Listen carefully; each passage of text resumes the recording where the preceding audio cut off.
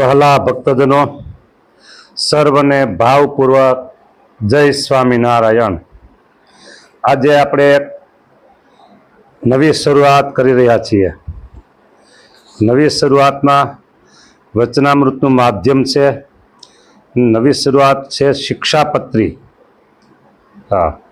સ્વામિનારાયણ ભગવાને સ્વહસ્તે વૃત્તાલય ગામને વિશે શિક્ષાપત્રી લખી અને આશ્રિત ભક્તોને એ પ્રમાણે રહેવાની આજ્ઞા કરી। હવે એનો ઉલ્લેખ વિક્રમ સંવત 1882 વૈશાખ વદી એકાદશી હમણાં જ ગઈ તે દિવસે સ્વામિનારાયણ ભગવાને ગઢપુર મુકામે સમય હતો સાંજનો દરબારગઢના ઉગમણે દ્વાર ઓરડાની ઓસરીએ ગાદી તક્યા બિછાવેલ ઢોલિયા ઉપર વિરાજમાન હતા। બરાબર, તે સમયે દેશ દેશના હરિભક્તો હતા, મુનિઓ હતા। એમની આગળ સ્વામિનારાયણ ભગવાને આ વાત કરી। કઈ સાંભળો। અમારી લખેલી જે શિક્ષાપત્રી તેનો પાઠ અમારા આશ્રિત જે ત્યાગી સાધુ તથા બ્રહ્મચારી તથા ગૃહસ્થ ભાઈ ભાઈ સર્વે તેમણે નિત્ય કરવો અને જેને ભણતા ન આવડતું હોય તેને નિત્ય શ્રવણ કરવું અને જેને શ્રવણ કરવાનો યોગ ન આવે તેને નિત્ય શિક્ષાપત્રીની પૂજા કરવી। એવી રીતે અમે શિક્ષાપત્રીમાં લખ્યું છે। માટે એ ત્રણમાંથી જેને ફેર પડે તેને એક ઉપવાસ કરવો એમ અમારી આજ્ઞા છે। એવી રીતની જે શ્રીજી મહારાજની આજ્ઞા તેને પાળવાનો નિયમ એ સર્વે ધાર્યો છે। હે મહારાજ, જેમ તમે કહો છો તેમ અમે સર્વે પાળીશું। તેને સાંભળીને શ્રીજી મહારાજ અતિશય પ્રસન્ન થઈ સર્વે સાધુને ને સર્વે બ્રહ્મચારીને મળતા આવા। વાહ વાહ, હા પાડી દીધી। અમે એમ જ કરશું। મહારાજ બધાને મળ્યા, બાથમાં ગાલે ગાલે બેઠા અને સર્વે સત્સંગીના હૃદયને વિશે પોતાના ચરણારવિંદ આપતા હવા। હરિભક્તો કામ કાઢી ગયા, કામ કાઢી ગયા। બોલો, ભગવાનના ચરણ પોતાની છાતીમાં છપાય, આથી બીજું બ્રહ્માંડમાં મોટું કામ કોઈ ન હોય। બ્રહ્માંડમાં બીજી મોટી કોઈ વાત નથી। કામ કાઢી ગયા, કામ કાઢી ગયા।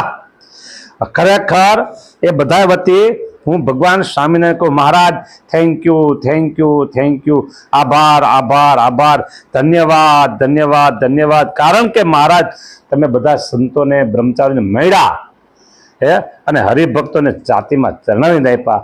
એટલે બધા વતી મહારાજ મને એમ થયું કે હું તમને લાખ લાખ વાર થેન્ક યુ કહું, પણ લાખ લાખ વાર કહું કે કરોડ કરોડ વાર કહું એ ઓછા જ પડે। એટલે હું કહું મહારાજ તમે thank you, thank you, thank you Maharaj, તમારો આભાર, આભાર, આભાર। હવે આપણે નિષ્કુળાનંદ સ્વામીએ શિક્ષાપત્રી ભાષા બનાવી છે।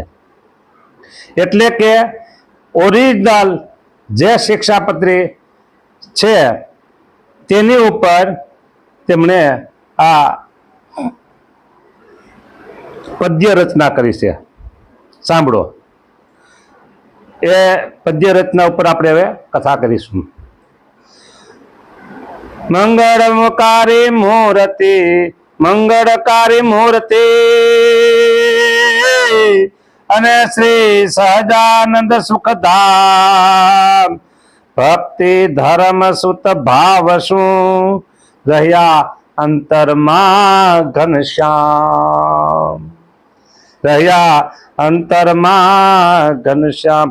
વાલા ભક્તો, એક વાત ચોક્કસ નિર્ણય કરી પાકી રાખવાની કે આપણા આત્મામાં ભગવાન સ્વામિનારાયણ અંતર્યામી શક્તિ રૂપે, અંતર્યામી રૂપે અખંડ બિરાજમાન છે।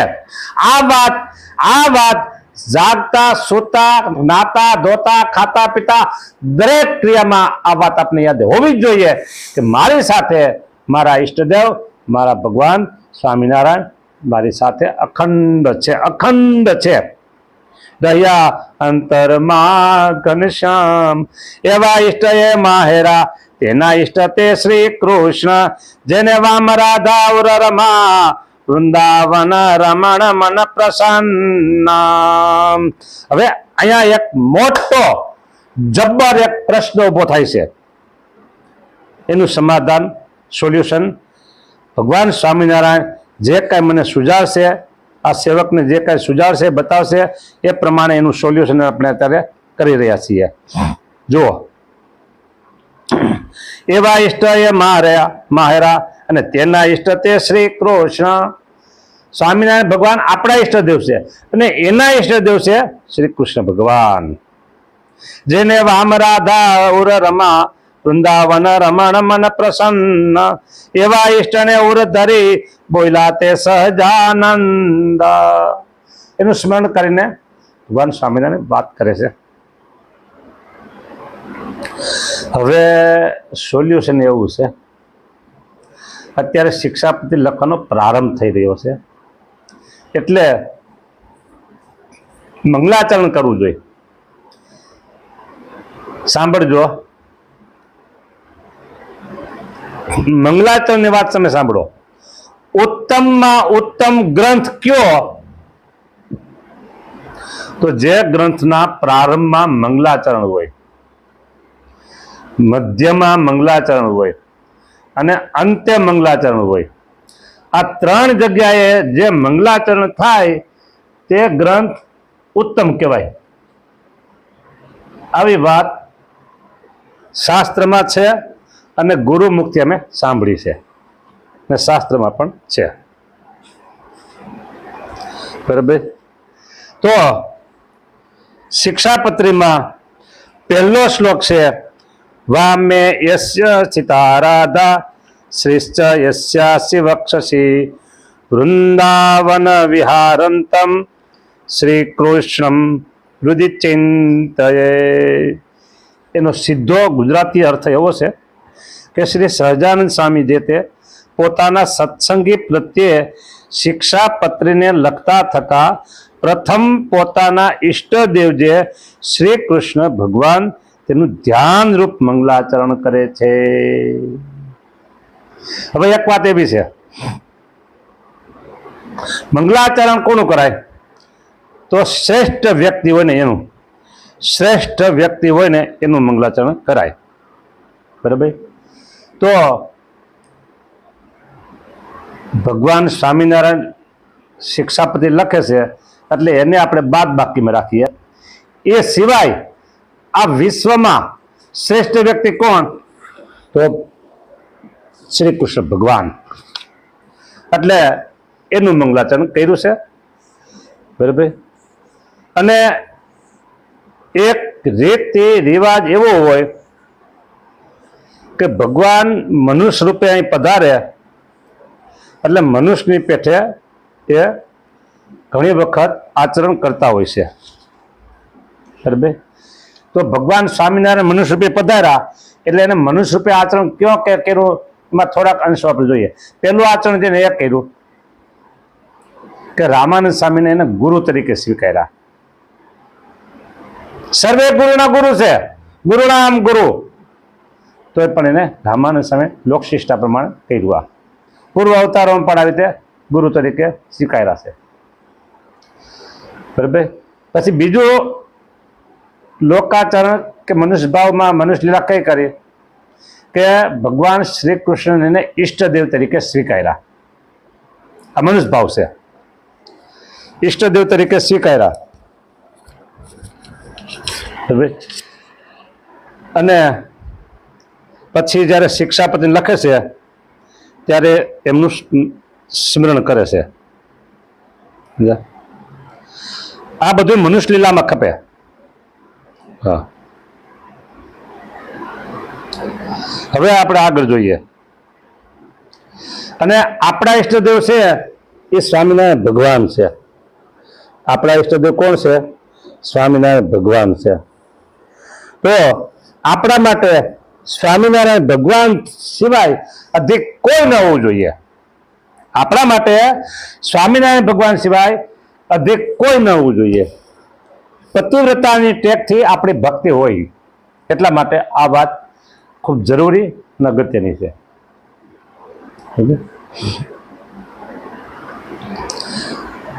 હું જે તે મારા હૃદયને વિશે શ્રી કૃષ્ણ ભગવાનનું ધ્યાન કરું છું. મહારાજ કહો જો આ બધું મનુષ્ય ભાવ તે શ્રી કૃષ્ણ કેવા છે?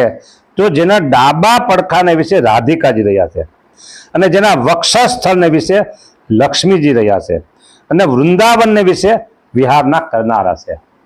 બોલો, આવા જે શ્રી કૃષ્ણ એનું કે હું ધ્યાન કરું છું. લક્ષ્મીજી ક્યાં રહ્યા છે? વક્ષસ્થળને વિશે, અને રાધિકાજી ડાબે પડખે. બરાબર. એક વસ્તુ તમે યાદ રાખજો અને નજર કરો. એક વસ્તુ તમે યાદ રાખજો અને નજર કરો. સેવક હંમેશા ડાબી બાજુ હોય, આ યાદ રાખવાનું. હવે નજર ક્યાં કરવાની? આપણા જે મહામંદિરો છે એમાં જે પ્રતિમાઓ છે તો એમાં સેવક અને સ્વામી બંને સ્વરૂપો પધરાવેલા છે. સેવક અને સ્વામી. શ્રી કૃષ્ણ ભગવાન છે તો એમના સેવક રાધિકાજી કહેવાય. નારાયણ ભગવાન છે તો એમના સેવક લક્ષ્મીજી છે. બરાબર. નરનારાયણ ભગવાન છે તો એમના સેવક નર છે. હવે આપણા મહામંદિરોમાં નજર કરો, ડાબી બાજુ સેવક છે. જો ભગવાનની ડાબી બાજુ બધી જોજો સેવક છે. વામે યસ્ય. બરાબર. એટલે અહીંયા શિક્ષાપદ કીધું જેના ડાબા પડખાને વિશે રાધિકાજી રહ્યા છે. હા, બરાબર. શિક્ષાપત્રીમાં લખ્યું અને મંદિરોમાં પ્રતિષ્ઠા સ્થાપના પણ એ જ રીતે થઈ. એટલે આ બધી મનુષ્યભાવમાં ભગવાન આચરણ કરતા હોય, પણ ભગવાન સ્વામિનારાયણ પોતે બોલ્યા છે. ભગવાન સ્વામિનારાયણ પોતે બોલ્યા છે. અહીંયા શિક્ષાપત્રીમાં પણ પોતે જ કરે છે વાત. અને મનુષ્ય લીલા ભગવાને નક્કી કરી કે હવે મારે મનુષ્ય લીલા સંકેલવી છે. બરાબર. તો મનુષ્ય લીલા સંકેલી ક્યારે? 1886માં. બરાબર. તો 1885 નું એક વચનામૃત છે. વૈશાખ સુધી 14. એ વચનામૃતમાં ભગવાન સ્વામિનારાયણ પોતે પોતાની ઓળખાણ કરાવે છે. શું કરે છે સાંભળો. અક્ષરધામને વિશે રહ્યા જે ભગવાન તે જે તે મુક્ત પુરુષ તેમને દિવ્ય એવા જે નાના પ્રકારના ઉપચાર તેને કરીને સેવા થકા ને તે મુક્ત પુરુષને પરમ આનંદને ઉપજાવતા થકા સદા વિરાજમાન છે.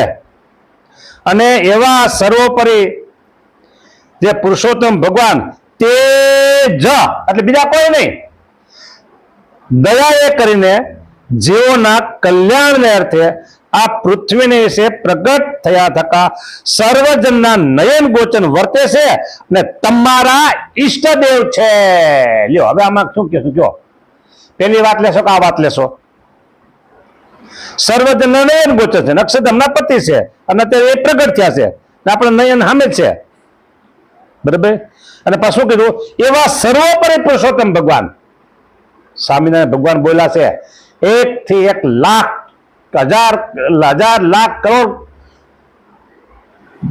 વિશ્વાસથી આ વાતને સ્વીકારવાની છે. આપણા ઈષ્ટદેવ કોણ છે? તો સ્વામિનારાયણ ભગવાન. અને તમારી સેવાનો અંગીકાર કરે છે. એવા જે પ્રત્યક્ષ પુરુષોત્તમ ભગવાન, પ્રત્યક્ષ શબ્દ જો તેના સ્વરૂપમાં, અને અક્ષરધામને વિશે જે ભગવાન તેના સ્વરૂપમાં કાંઈ ભેદ નથી. અહીંયા અભેદપણું સમજવાનું છે. લોકો બીજી જગ્યાએ ઘણી જગ્યાએ અભેદપણું સમજે છે, એને સમજને મુબારક છે. આપણે એમાં કઈ હસ્તક્ષેપ કરવો નથી, પણ અહીંયા અભેદપણું છે. અક્ષરધામની મૂર્તિ અને આ મૂર્તિ એક જ છે. એવા જે આ પોતાના છાતી ઉપર વક્ષસ્થળ ઉપર મારો હાથ કરીને બોલે છે, એવા જે આ પ્રત્યક્ષ જો વાત કરે છે પુરુષોત્તમ ભગવાન તે અક્ષરાદિક સર્વના નિયંતા છે, ઈશ્વરના પણ ઈશ્વર છે. બરાબર. ઈશ્વરના પણ ઈશ્વર છે, ને સર્વ કાળના પણ કારણ છે ને સર્વોપરી વર્તે છે. બોલો. ને સર્વ અવતારના અવતારી છે. ને તમારે સર્વેને એકાંતિક ભાવે કરીને ઉપાસના કરવા યોગ્ય છે. લ્યો, હવે આપણે ચોખ્ખી આજ્ઞા કરી દીધા. ઉપાસના કરવા યોગ્ય કોણ છે? તમારે સર્વેને એકાંતિક ભાવથી આ ભગવાનની ઉપાસના કરવાની છે. બરાબર, તમારે સર્વે કીધું, આ ચોખ્ખી વાત કરી દીધી. અને આ ભગવાનના જે પૂર્વે ઘણા અવતાર થયા છે તે પણ નમસ્કાર કરવા યોગ્ય છે, પૂજવા યોગ્ય છે. બસ આટલી વાત છે. લ્યો, બરાબર. આ વાત કરી વચનામૃત અંત્ય પ્રકરણનું 38 એટલે 38. હવે અહીંયા સમાધાન થઈ જવું જોઈએ. કયું? કે અમારા ઈષ્ટદેવ જે ભગવાને કીધું ને શ્રી કૃષ્ણ ભગવાન છે અને આપણા ઈષ્ટદેવ એટલે આપણા ઈષ્ટદેવ છે ભગવાન છે, એથી અધિક આપણા માટે કોઈ નથી. હવે નિષ્કુળાનંદ સ્વામીની જે શિક્ષાપતિ છે, શિક્ષાપતિ ભાષા, એની ઉપર જ મૂળ કથા કરવાની છે. પણ જ્યાં સમજાવવાની જરૂર પડશે, નહીં સમજાય ત્યાં આપણે મૂળ શિક્ષાપતિનો આધાર લેશું. જય સ્વામિનારાયણ. અહીં સમય પૂરો થાય છે.